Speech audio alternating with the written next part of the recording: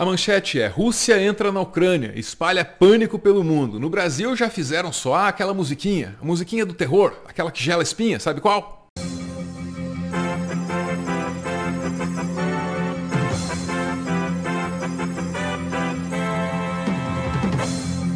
O governo da Ucrânia acaba de declarar que começou o ataque russo ao país. Um pouco antes, agências de notícias falavam em explosões em Kiev, capital da Ucrânia, explosões que a gente vê, cidade que a gente vê ao vivo nessas imagens.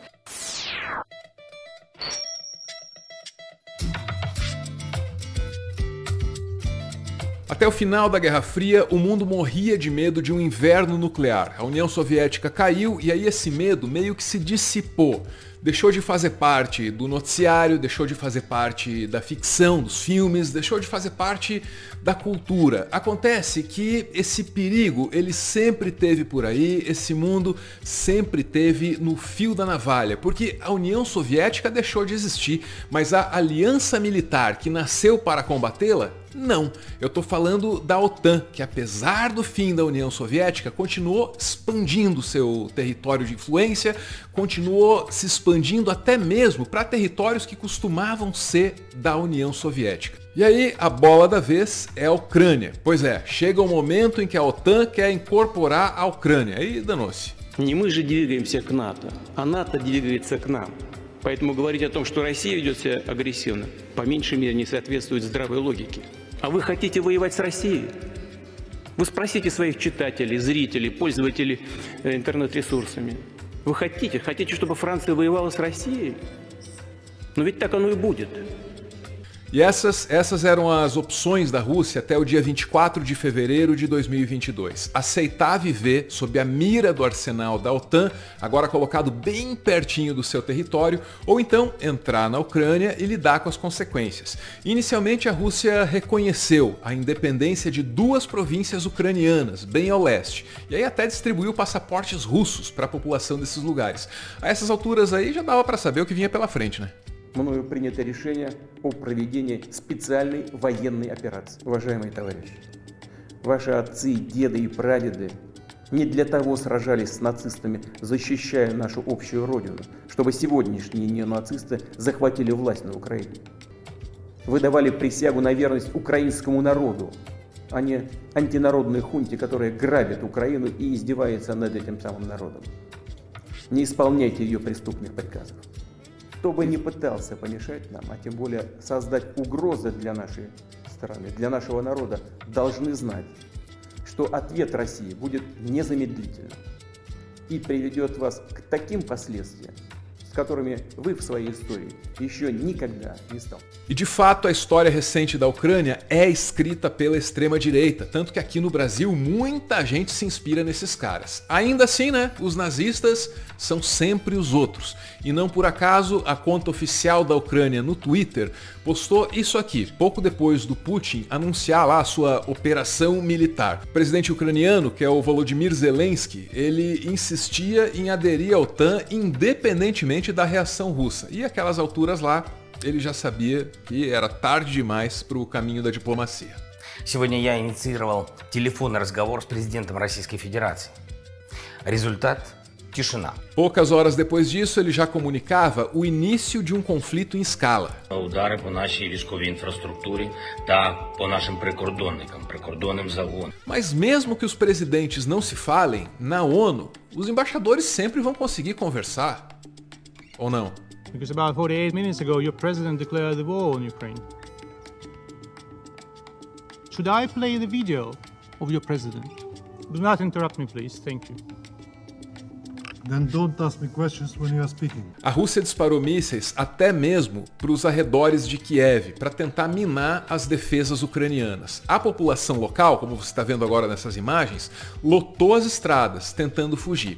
Para quem fica, ou então para uma parcela ínfima assim de quem fica, selecionadíssima, né, restam os bunkers. Pois é.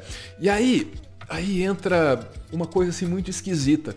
É que esses bunkers, eles são da época da Guerra Fria. Então, eles foram construídos pela União Soviética, né? Quem diria? Quem conta aí é o Eduardo Geyer, do Estadão. Já estamos descendo pro nosso bunker e dá uma olhada no tamanho, o comprimento dessa escada rolante. realmente muito grande, é a segunda que eu tô pegando.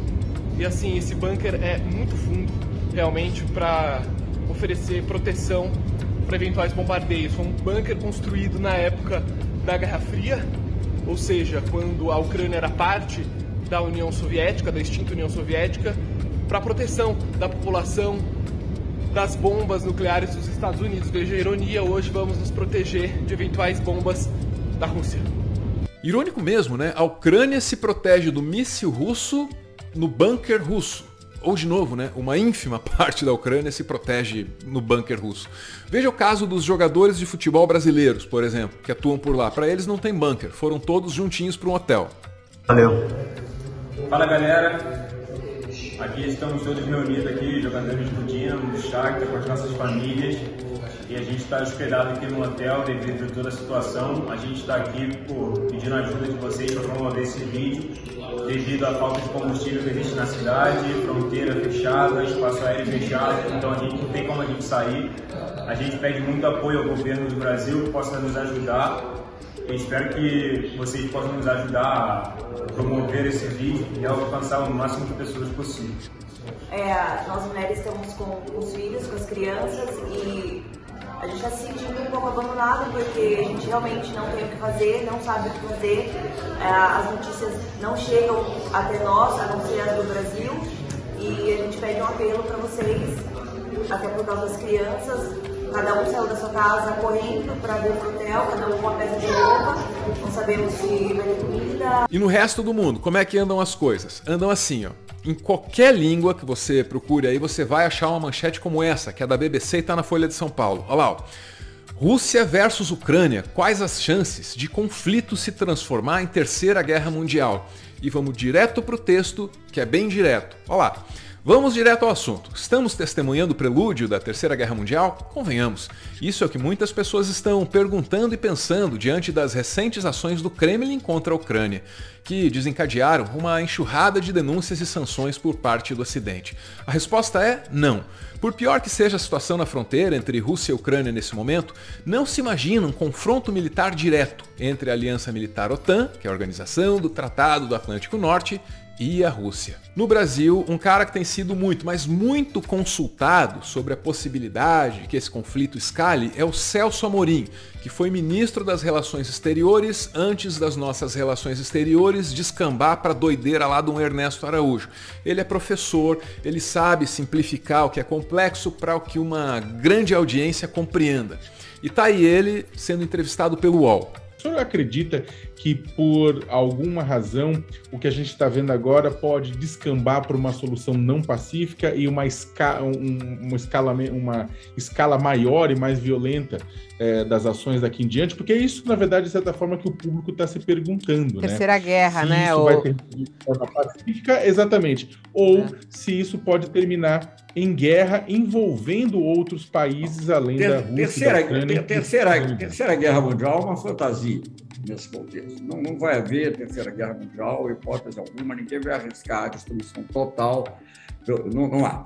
Ok, não há, ou no mínimo ainda não há, razões para acreditar que a gente está diante de um conflito global. Só não dá para dizer que não haverá consequências. Sim, vai ter consequências, porque no mundo hiperconectado deve sobrar até para o Brasil. Assim, ó, nossas relações comerciais com a Rússia podem não ser grande coisa, mas a gente importa de lá um insumo importantíssimo para o nosso agronegócio. Estou falando dos fertilizantes. Então, um momento como esses, ele é desafiador para a diplomacia de qualquer país desse mundo. É uma crise, outra crise.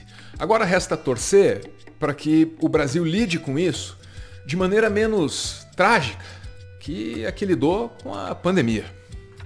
Para continuar fazendo conteúdo e, quem sabe, expandir o projeto, o Meteoro depende de contribuições.